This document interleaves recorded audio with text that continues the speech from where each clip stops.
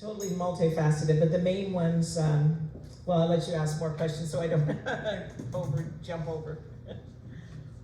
And we talked about where he was born, and when did he really move into, rather than being a musician, but starting his own band, I think? Or actually, tell me about his naval service, because that will. Okay, well, before the Navy, he had developed his musical structure, and he was picked up by Blanche Calloway. That's Calloway's older sister. They had a younger brother as well. All of them had their own orchestras, and Blanche was one of the most innovative female black orchestra conductors and arrangers.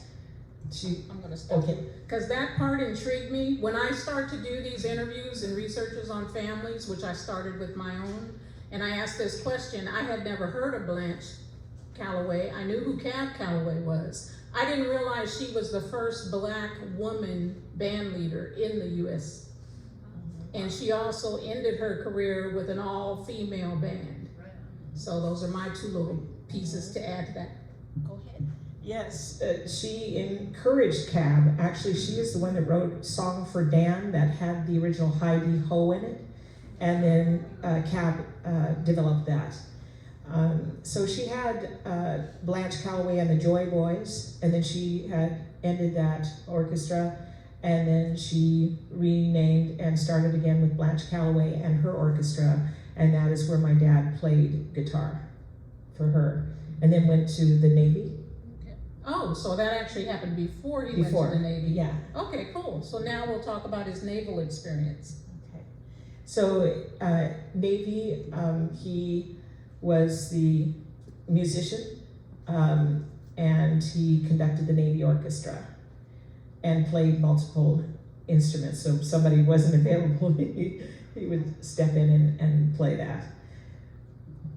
It's remarkable to me that we don't know more about Warren Bracken. You do see a few things online, but not very much. So we're going to carry on with this, because now, from his rise from musician to conductor, tell me about his move from, where did he go after he played with, or in the Navy? So in the Navy there was a lot of musicians, black musicians, congregated in Chicago, and where he met Billy Eckstein and Charlie Parker and Dexter Gordon. A lot of people congregated, because there was only so many integrated clubs across the country. Billy Eckstein liked my dad's style and hired him to be his pianist and composer and arranger in his orchestra. And then from there, that was only like a year, and Billy Eckstein wanted to sign with MGM in Hollywood, which he did, and he was only allowed to take 5 more people with him out of his whole orchestra, and my father was one of them. And they moved to Hollywood. Big move to Hollywood, MGM, doing the musicals and playing behind people in movies, or? Well, it was strictly Billy Eckstein, so it was only his contract, but while they were working that up, they covered 5 of his band members. So when they moved to Hollywood, they gigged at a place called Billy Berg's. And Billy Berg, he owned 3 clubs, but one of them, which is Berg's, was integrated. And so what happened was a lot of the musicians, like Dizzy Gillespie again, Charlie Parker, a lot of musicians went there to do live recordings in the club. And then my dad became house pianist there for a while. So that Hollywood was another melting pot. Right. And the integrated clubs, that was another dive that I did. I guess all down Central Boulevard in Los Angeles are all the clubs, starting with Berg's and then ending with the Lighthouse. They didn't all sit on Central Boulevard. Some of them were closer to the coast, like Lighthouse.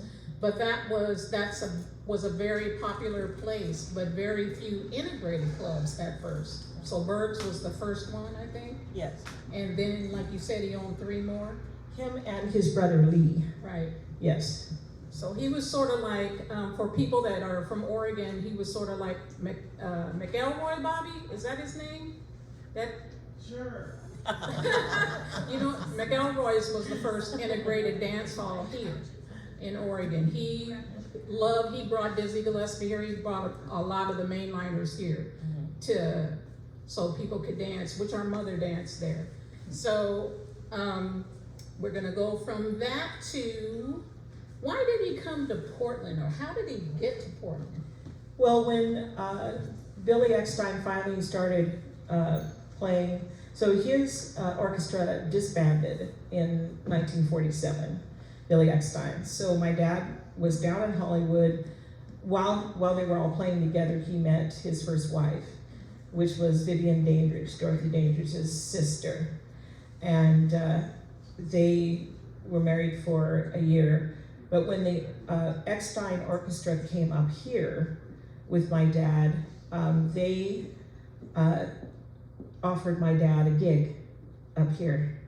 So this was towards the end of Billy Eckstein's orchestra, and he liked it, and he accepted the gig and moved up here, because there was, you know, him and his wife had an annulment, but they were still friends. She was still doing movies, not as big as her sister, but him touring and her doing her thing brought him up here. And he was still sort of touring around too. There Yes. was a conversation that you and I had that I thought another very interesting one. Well, actually, let's do this one first. Okay. I like the one about the Hawaiian shirt. Can you tell the story about the Hawaiian shirt in Portland, Oregon, Okay. and why your dad's band had to wear Hawaiian shirts? Yes. So there was a couple of outfits, and what happened is that when my dad came up here, he was a member of the Musicians Union, and being a black performer, he didn't look at that. He just said, "I'm going to play downtown," and they said they don't want black people playing downtown, and he said, "Well, I'm going to play downtown." They dig the music, you know. And so what happened is that in that time, the West Hills and people with a bit more money were concerned about how dark you were, and they didn't want you to look black and be dark. So what they asked him to do was, if they could, because the band was great, they wanted to hear the music, but they said, could you wear Hawaiian shirts or Mexican, what is that drapery? What is it? Yes. And if they could dress up like that for the gig, and that way the people wouldn't be so concerned or scared. So that's why he was asked to wear. And also, while we're doing this, be thinking of any questions that you might have, because we will have a little question and answer period if you want to know more. I haven't talked much about our dad, and he really admired Warren Bracken. He was a mentor for my dad. He taught him how to put bands together. He taught him how they should look, the way they should perform, how you should behave when you're in a club, because it was really important to be able to get in as many clubs as you could. There weren't a lot of bands up here at that time, and very few bands from here. There were musicians all over the place, but just not that many organized bands. And that's what he learned from Warren. So, and he called him the chairman of the board, and I thought that was something, because my dad was good for giving everybody a nickname. I had a nickname. You're not going to hear it this evening at all. And but he gave everybody a nickname. But I really found out that there was a club that your dad played, where he was on the calendar regularly, and that's where the chairman of the board came from. Can you tell us about that club? That was Chuck's.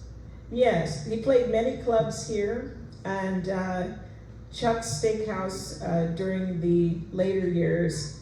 Kenny, I think you would remember when that was at 70s to 70s to about the mid 80s. Yeah, and so Kenny Graves, guitarist over here, long time, know it all with the musicians here too.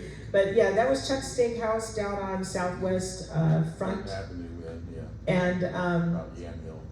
Yeah, and so they had him, there's a sample of one of his calendars, several nights a week.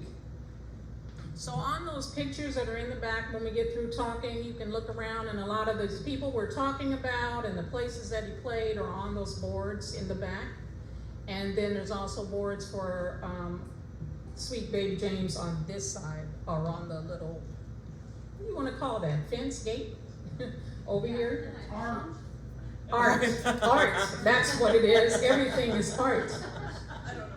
The other thing that I would like to say about our dad too, he started as a drummer, self-taught, or I can't remember who really showed him or helped him, but it might have been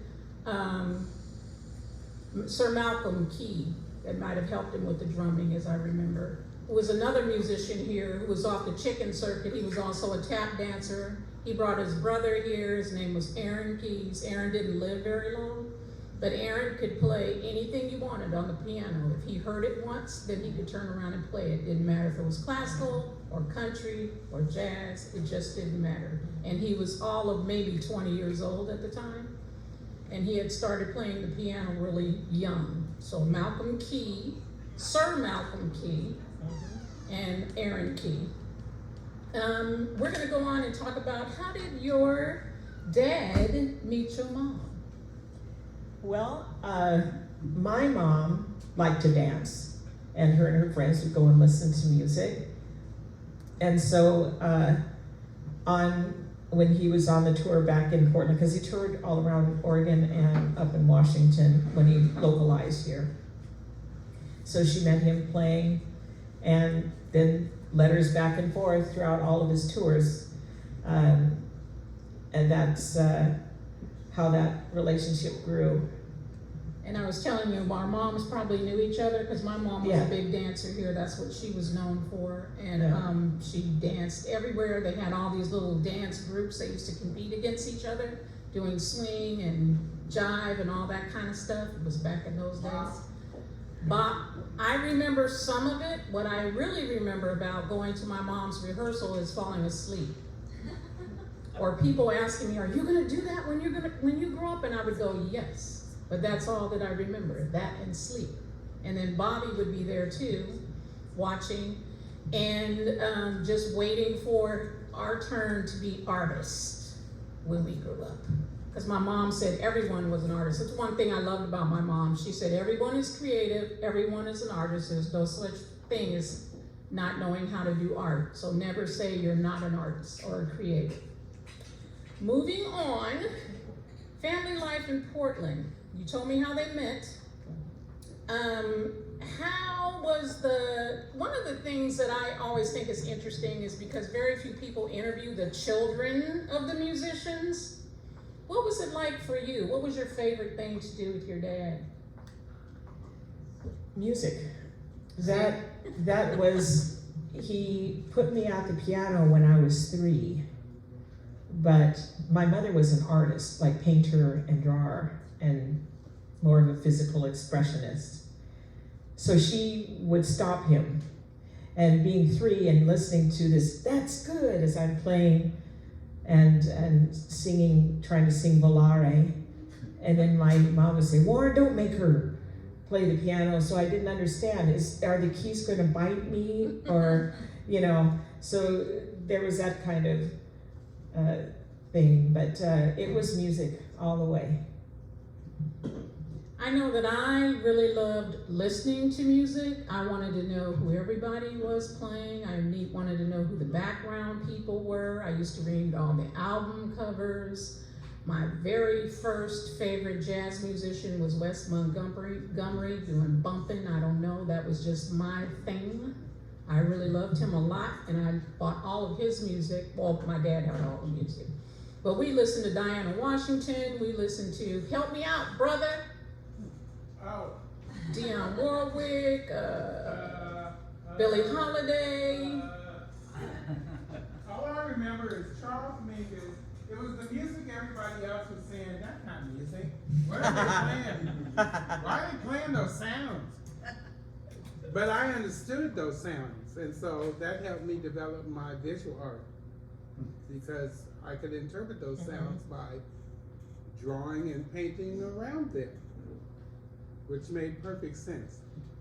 Yeah, our And mom then was, the other thing about our family is our mom, and yes, you can hear me without the mic, right? All right. For us, this is before she met our stepdad, sweet baby James. We would have to make everything growing up. So there was no thing as going out to buy Christmas presents and all that garbage, because we didn't have that kind of money. So our mom had this drawer, and it had so many art supplies in it, or at least I thought that's what they were. Some of it was probably just junk, but she would send us there to go make things. And so we learned how to create things from whatever was in the drawer, be it junk, be it art supply, be it whatever. That's how we grew up. our mom was a visual artist as well. Some of my things leaned a little to the left, because I'm left-handed. Because our mom leaned to the left. But it was a lot of fun, and we had to make all our Christmas cards. Any card that you had for somebody, we had to make all of that. We thought that's how people live. The other thing that's one of my favorite stories to tell about my mom and stepdad is we thought you went to bed to music and you woke up to music. Yeah. And we thought Well, everybody did that. It's called We did not keeping the realize radio on all night long. we did not realize that when the record player wasn't going and the musicians weren't in our garage called the Outback, not the backyard like it is in print so many places, but it was called the Outback, and I'll let Bobby tell that story. But you just went to music, to bed to music, and you woke up to music. As an adult, I was trying to figure out why didn't we ever get kicked out of the neighborhood, because jazz was going on like from Friday night until Monday, and sometimes during most of the week. No, Right. it was during the week too. Yeah. And the reason we didn't get kicked out is because everybody loved it. That's true. The community loved it. They loved having artists in the neighborhood. They supported you. And when they smelled that barbecue, they didn't complain about the smoke. Oh, Like yeah. the restaurants get today, because barbecue restaurants, they get big flack from their smoke from the people up and down the neighborhood. And some they try to shut them down, but I mean, you know, people love to eat. You just can't get in the way of that. James was from Crosset, Arkansas, so Little Rock. So that's big rib country. So we would have ribs and greens and Pigtails. potato salad. Oh. And we started prepping on Friday night. I wrote a little short in we put on Facebook about cleaning up and getting the backyard ready for all the people. And I think that's where the name backyard came from, because it was in the backyard. Wow. Tell the Outback Okay. story. The Outback story is, because I was the oldest kid and had to answer the door. You know how your parents send you to the door all the time? When we got TVs, they sent you to be the remote control, all of that. So I would always answer the door. People would come to the door 24/7. So it didn't matter how early or how late. If I was in bed, I didn't have to deal with the night shift that came after the club was closed. But I did have to deal with morning, afternoon, and evening. They would come to the door, they say, "James and Ellen here." And I would say, "Yeah, I'm back." And so we were in a meeting for the Triangle Block over by the convention center. And we're hearing about the Outback Club. And we're sitting there and we're listening to the meeting, and they're talking about revitalizing all of this and so on and so forth. And I'm like, are they talking about that? And I had to hold my hand up and I said, "Excuse me, I think you need to understand the Outback Club was not a club. It was a garage in our grandfather's backyard, because he wasn't letting them people in the house." Okay? And that is just how it went. And it was a garage about half the size of this room in here, which is what makes this so phenomenal right now, because we're having flashbacks, okay? Because it was just a place where all the musicians would come and jam. It was not, you didn't get paid for nothing. Well, I take that back. There was always a pot of greens on the stove. There was barbecue in the hand-built barbecue pit that had to be cleaned by taking a butter knife into each one of those little grooves. Oh, I'm sorry. What was I talking? Oh, you know those. No trauma there. You know the grapes. You know the grapes from the big houses Street grapes. between. No, not street grapes. Grapes from in the house between the living room and the dining room. This is old school for the older people. You'll know what this is because it's that grape between the two rooms, right, to keep the house warm. That was the grape that was on the barbecue pit.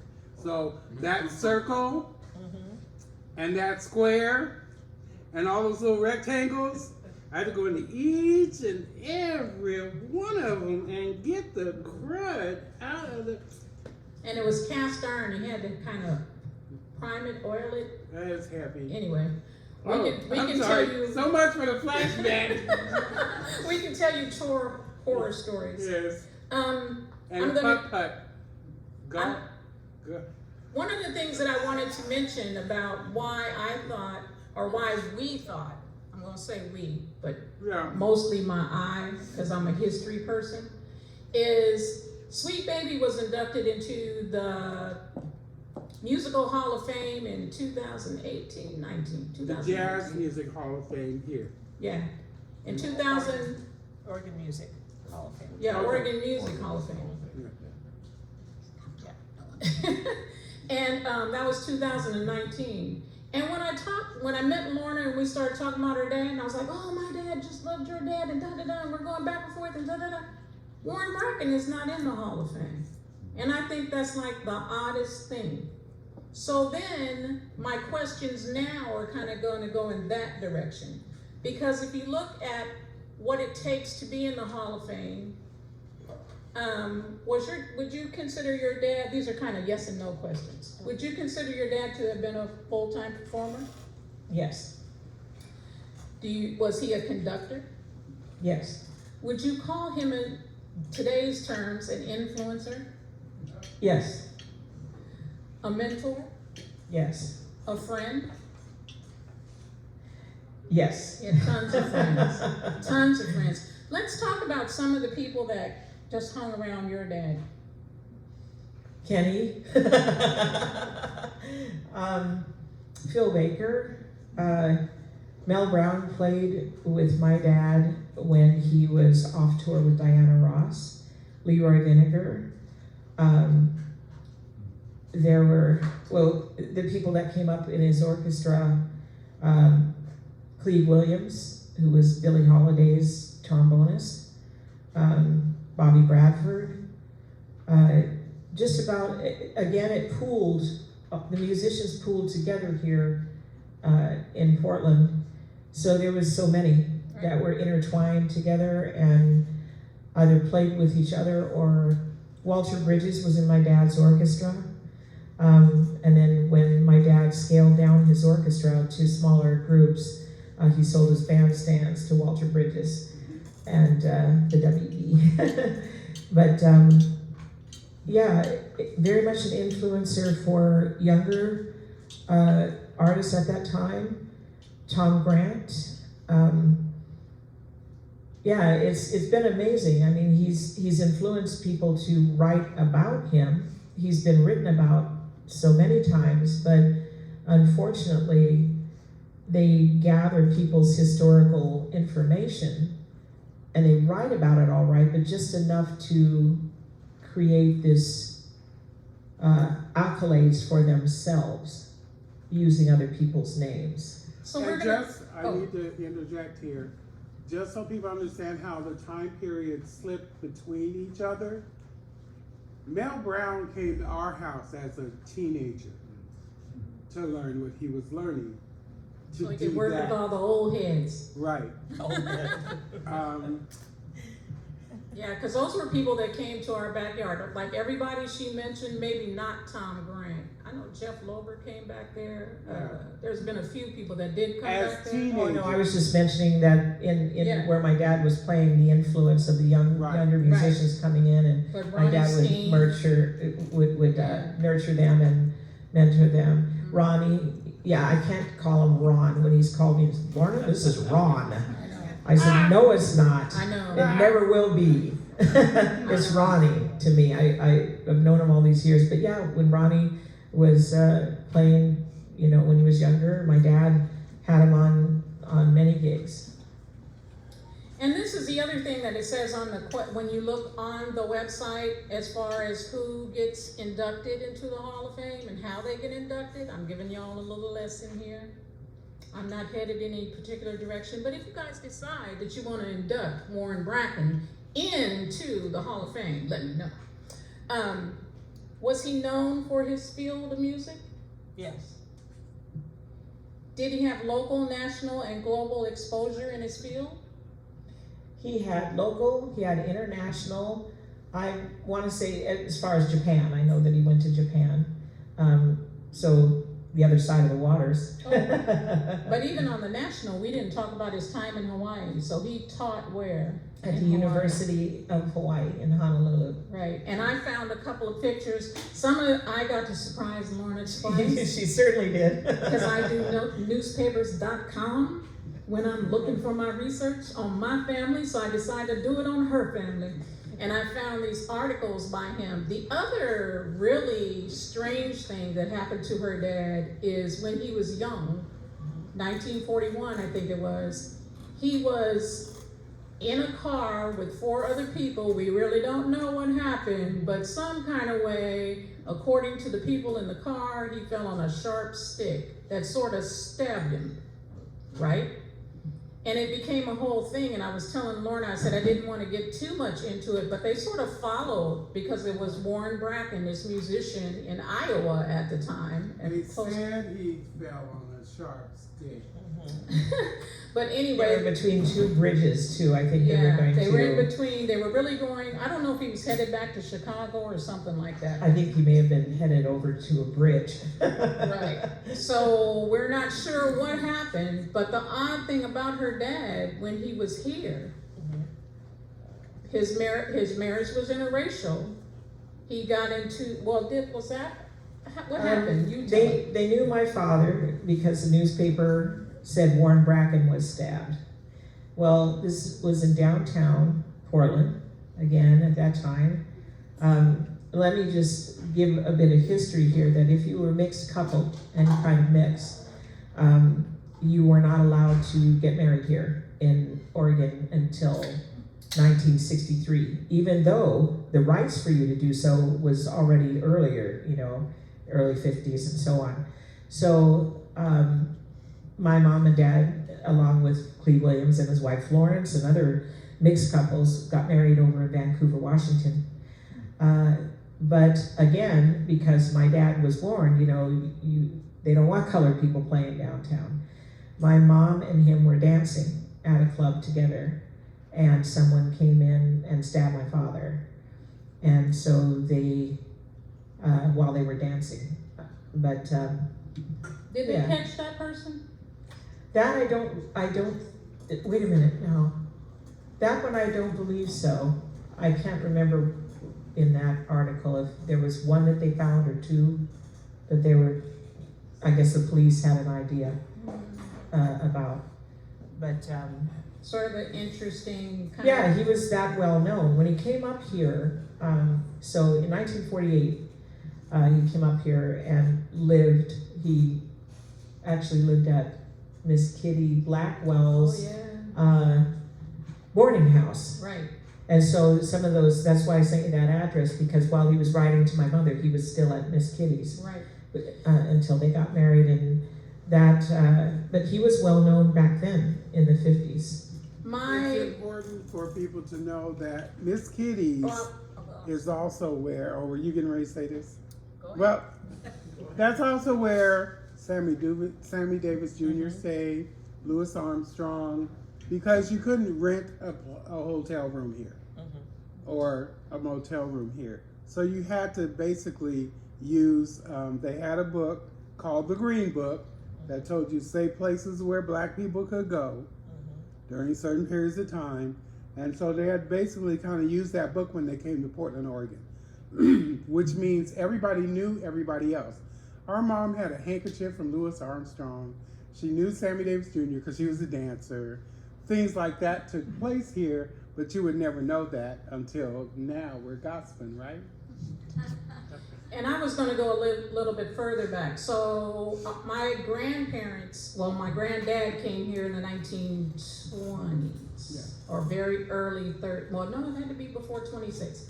Before 1926 on the railroad. Most of the black men that came prior to Vanport, because we all kind of hear about Vanport's history in Portland now, but we don't hear about the first couple thousand people that were here that had started coming in the 1800s. They usually worked 2 or 3 different types of jobs. They were in logging, they were on the railroad, or they were helping with the shipyards and the dams and stuff like that. Sweet Baby James's dad came here to work in the dam. And I don't know what year, I think it was 1941 or 42. My grandfather came here in 1925, I guess, trying to figure out where he could live and not have hay fever really bad. So he was coming from Richmond, Virginia, racist Richmond, and he moved out here. In those days, even black couples couldn't get married here. So he married my grandmother in Tacoma, Washington. She was from Canada. That's another whole long story that I could tell y'all about Canada, because this is what started me on history projects in the first place, was telling that. Because think about being in school and you go, well, where's your grandmother from? She's from Canada. Oh, is she from Vancouver? No. Is she from, what's another big, Montreal? No. Is she from, what's another big one where a lot of people live? Yeah, no. She was from Saskatchewan, which is out in the prairie in the sticks. And the church is still standing there, but that's another story, and I digress. I am now going to, Mention the railroad. Jack Henderson, who worked on the railroad. When Vivian would come up to visit my dad, this is after their annulment, they were still friends in the early 50s, he would pick her up from the train and take her to where my dad was. So, but that was, there's been writings and things where, I'm gonna say it, some people who were self-deemed historians would say all kinds of things. And they said, oh, and it's online. When you look up my dad's name, you don't see his face, you see someone else's face who's giving this pseudo history. And they said, well, you know, he moved up from California, wanted to get away from there because of heroin. And in one article, he said he was shooting up with Charlie Parker. Well, he wasn't shooting up, and he didn't shoot up, and he wasn't doing that. And then he said when he came up to Oregon, he came up chasing a woman. And so you can see where this is going, the story of sailors and musicians, So it was that dynamic kind of thing. But it's like, no, he was asked to gig, and I showed Liz the writings in the paper too, where he was asked to gig when Eckstein's band was here. But and the woman, he wasn't chasing a woman, the woman was coming up to visit him, which was Vivian. And he married my mom, met my mom at 53, married in 54, I think you got that. So like, not even it was earlier than that, it was like 1945, wasn't it? No, was that's Vivian. Yeah, that's Vivian. Oh, okay. Yeah, his first wife. 1954, Yeah. right.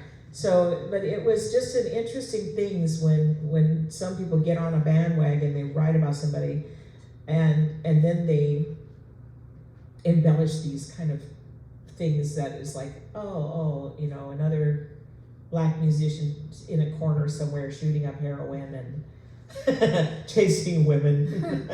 And that was pretty historic for a lot of the writing around musicians here. Yeah. And it was really weird to me because all of the musicians that I knew, like Mr. Frank Martin, who is in the Kansas Hall of Fame,